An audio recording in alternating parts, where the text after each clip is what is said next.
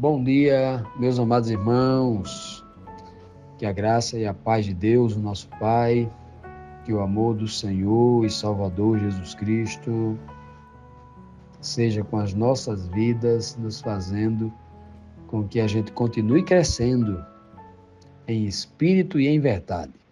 Amados, hoje, quinta-feira, vamos dar aqui continuidade ao nosso estudo bíblico diário, na nossa lição aqui do livro de Isaías. E antes de começar aqui a pergunta de hoje, eu quero só rapidamente recapitular o que nós estudamos ontem na quarta-feira. Estudamos aí na pergunta 7, quando o Senhor disse que o Senhor continua esperando pelo povo, né? Porque Ele é um Deus bondoso, Ele tinha compaixão pelo povo, né? E é um Deus que agia com equidade, né? Ele diz, né, bem-aventurados aqueles que colocam a esperança no Senhor, porque Ele é um Deus bondoso, um Deus de compaixão, um Deus justo, né? E os moradores de Sião deveriam confiar nisso. Ele promete que se o povo confiasse nele, nunca mais eles iriam chorar, né? E quando eles clamassem pedindo por socorro, o Senhor atenderia, né? Porque o Senhor sentiria compaixão deles e ouviria eles e os atenderia em tudo que eles pedissem. Veja que promessa, né? É uma das mais lindas promessas que Deus faz aqui para um povo que, mesmo sendo imerecedor, mas que se arrepende, confessa a Deus e começa a praticar o que Ele manda. A consequência é essa, né? O resultado é esse. E na pergunta de ontem, a segunda, o Senhor disse assim, ó, com isso, o que é que Ele faria com esse povo, né? No início, para educar o povo, Ele daria um pão de dores e uma água do sofrimento, num processo de reeducação, para que o povo não voltasse a cometer os mesmos erros que cometeram quando estivesse na fartura, na abundância de coisas, né?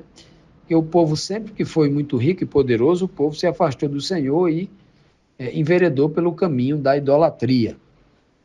Então, ele diz bem claramente aqui, na segunda pergunta de ontem, né? Diz, olha, vocês precisam buscar o Senhor como seu mestre.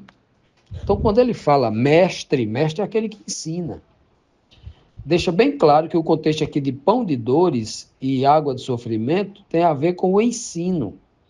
Faz parte do processo de ensinamento, né? Isso aí. Ele diz bem claro ainda sobre esse aspecto do pão das dores e água de sofrimento. Que quando o povo que confiasse no Senhor, que escolhesse andar em seus caminhos, quando o povo estivesse caminhando, Deus estaria sempre com eles. Quando eles estivessem andando num caminho de retidão, que era do Senhor, e pensasse ir para a direita ou para a esquerda, uma voz atrás dele, na nuca dele, diria, ei, o caminho é esse aqui, ande nele, ou seja, a orientação do Senhor para que eles não errassem estaria com eles. Bastava para isso que o povo realmente se arrependesse dos seus erros, se convertesse e andasse no caminho da verdade. Portanto, dando continuidade a essa mensagem que Isaías está levando do Senhor para o povo judeu em Jerusalém, a nona pergunta traz aqui o seguinte questionamento. Quando o povo eliminar os ídolos e aceitar somente ao Senhor, o que aconteceria com o povo?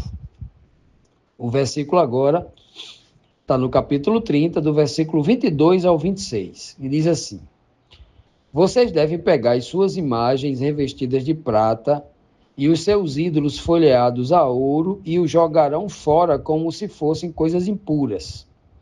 Vocês dirão a eles, essas imagens, esses ídolos impuros, né? Fora daqui. Então, quando vocês espalharem as sementes dos seus campos, o Senhor mandará chuva e as colheitas serão boas. Haverá muito pasto para o gado. Aí o texto aqui continua, né? mostrando uma série de bênçãos que Deus faria pelo povo. Há muita abundância ele mandaria. Quando o Senhor tratar as feridas do seu povo e curar os ferimentos que ele mesmo causou, ou seja, os ferimentos que vieram, né, pelos juízos que o próprio Deus permitiu que viesse sobre o povo, então, depois disso, a lua brilhará como o sol. E a luz do sol será 7 vezes mais forte, como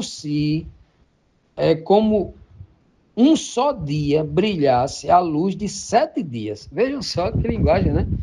Que coisa, a promessa, como é uma promessa de abundância.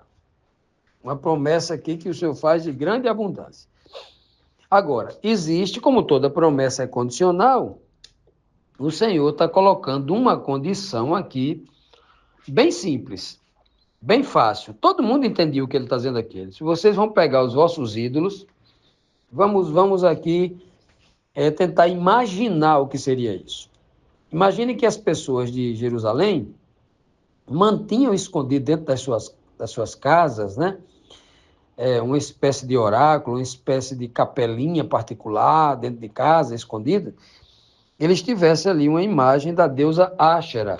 Eu estou citando Áshera aqui porque ela é citada no contexto anterior, né, aqui entre o capítulo 20 e o capítulo 30, ela é citada.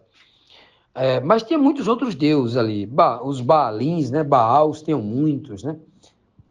Os Baalins ali representados em Milcom, Moloque, Astarote, Quemóis, Tamuz, eram tantos deuses, né? Eram muitas divindades.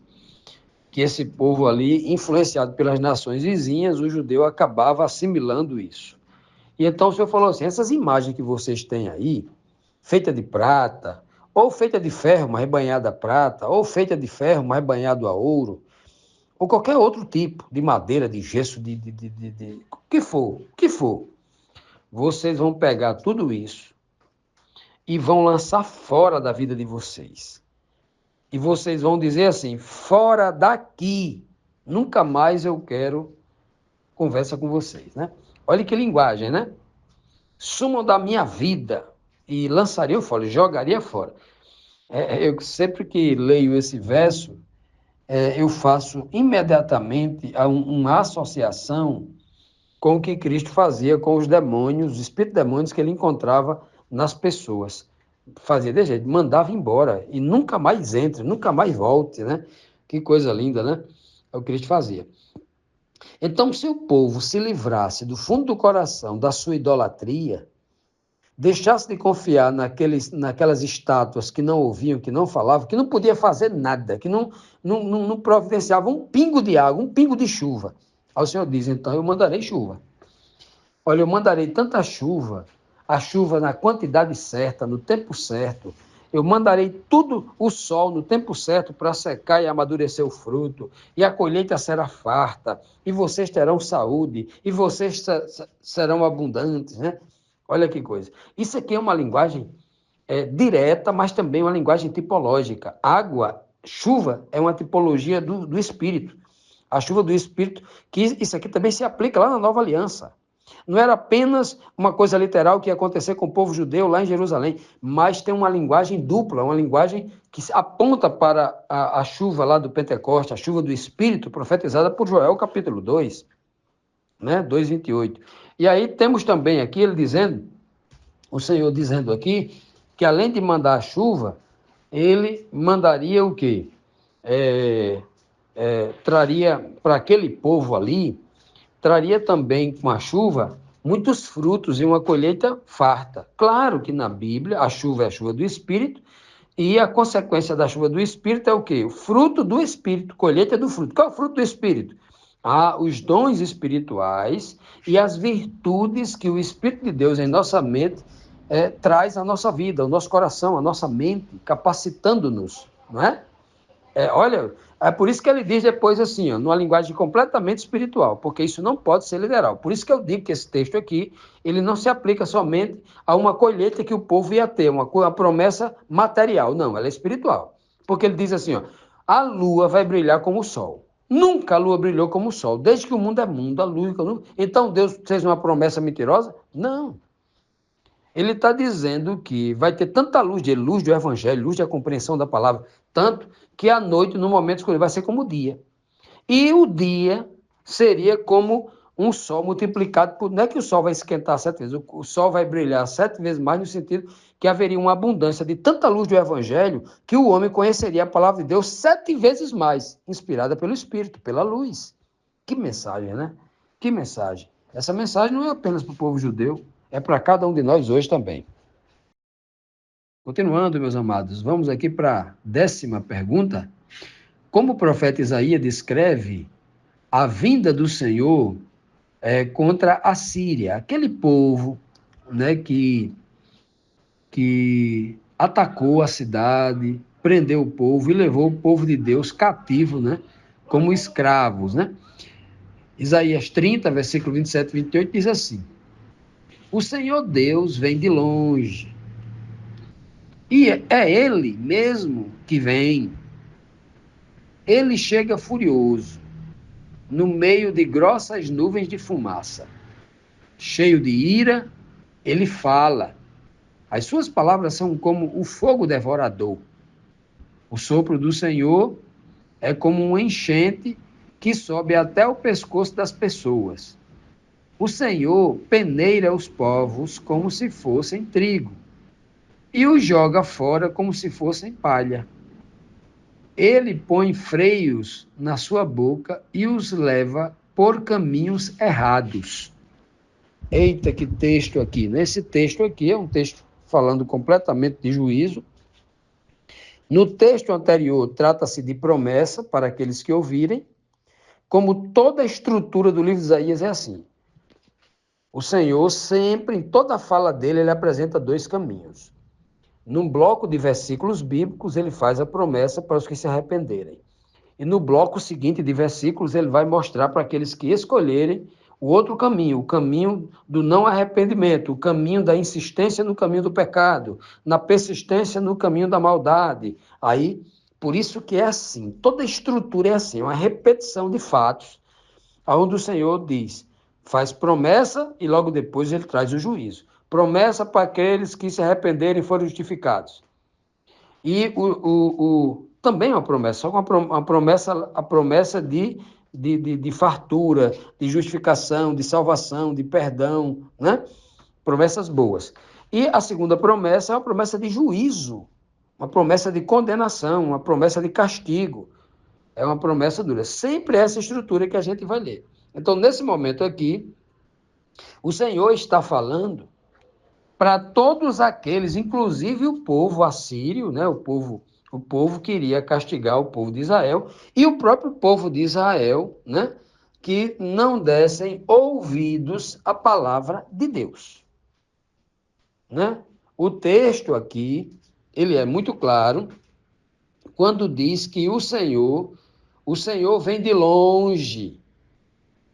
Por que o Senhor vem de longe?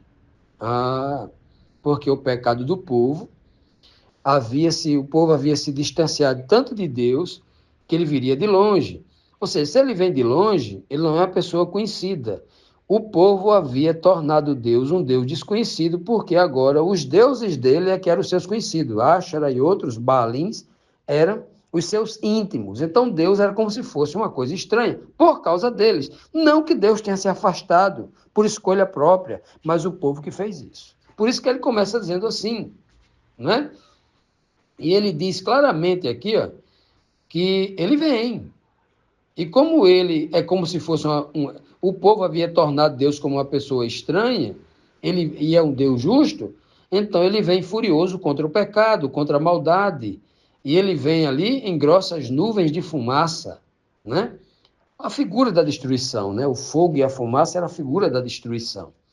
O texto continua dizendo aqui que ele vem cheio de ira, né? E falando, e a sua voz é uma voz tão poderosa que é uma voz como um fogo devorador.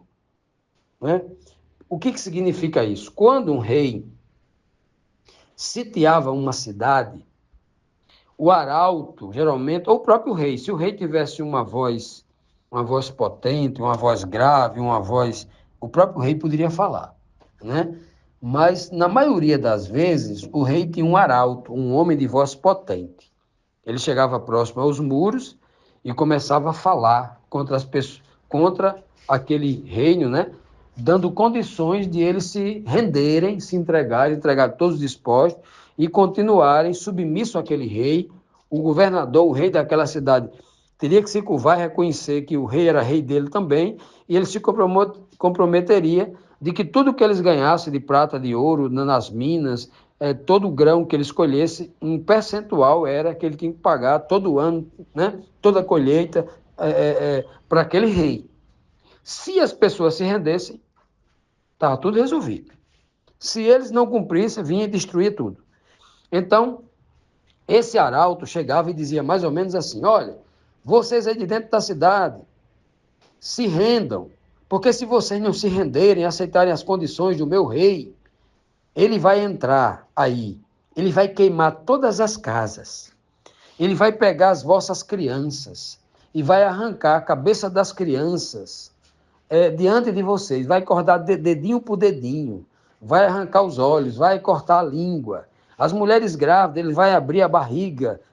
Sabe uma linguagem assim? Uma linguagem terrível, que as pessoas que estavam lá dentro ficavam em pavor. Era como se a voz dele fosse um fogo destruidor, porque destruía o homem por dentro. Né? As pessoas ficavam tão aterrorizadas e o medo tomava conta de tanta gente que muitas vezes essas pessoas não tinham nem força para lutar, derrubavam a moral dos soldados. Era assim que eles faziam antigamente. É por isso que o texto está dizendo que Deus vem como essa, a sua voz, a sua palavra, como um fogo devorador.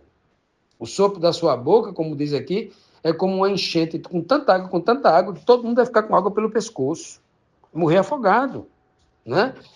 Mostrando que esses reis, o povo não deveria ter medo das nações vizinhas, os reis, mas deveriam temer-se de respeito, temer a Deus, que era um Deus tão poderoso que nenhum rei poderia vir contra ele.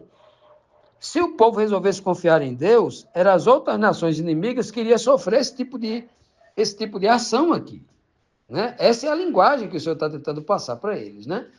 Ele disse bem claro, é tanto que ele não está falando somente contra o povo judeu aqui, que ele fala assim, ó, o Senhor peneira os povos. Ele não está dizendo que o Senhor está peneirando apenas o povo judeu, não. Ele peneira todo, peneirar no sentido de escolher, no sentido de separar o justo do injusto, separar o grão da palha, separar aquilo que é bom, que vai para a sua intimidade, para a sua despensa, e separar aquilo que vai para o fogo, que é a palha. Né? Um se salva, o outro se queima. É isso que ele está falando, o termo peneiramento do povo aqui. Né? Ele diz bem claro aqui, né? Diz que ele põe freios, né? Ele põe freio na sua boca. Que coisa linda, olha só. E os leva por caminhos errados. Ou seja, se vocês não ouvirem isso, Deus é aquele que põe freio na sua boca. Como é que as pessoas faziam quando rendiam, uma nação conquistava a outra? Ele amarrava um monte de pessoas que iriam ser levadas lá para sua terra como escravo, amarrava né? Correntes e correntes, grupos de 15, 20, 30, todos acorrentados, fazia aquela fila indiana e começavam a andar. Então, como é que eles eram amarrados? Como cavalo, botava freio na boca. Barrava pela boca, no pescoço, você amarrando de pescoço em pescoço. Então, é o que ele está dizendo aqui, ó. E levarão vocês por caminhos. Quais são os caminhos errados aqui? Por caminhos desconhecidos. Ou seja, você está morando na sua terra, em Jerusalém, na região da Judéia, o clima que você conhece, a água que você bebe, a comida que você está acostumado, a língua que você está... Você está na sua pátria, no seu torrão, onde você foi criado, onde você gosta de viver, onde você ama estar ali. Agora você vai para uma terra distante, que tudo lá é diferente. A língua é diferente, a comida é diferente, a água é diferente, o clima, tudo é diferente. Caminhos estranhos, é isso que ele está dizendo aqui, mostrando que aqueles que se rebelam contra o Senhor, aqueles que escolhem o caminho da injustiça e fazem a coisa errada, as consequências são essas.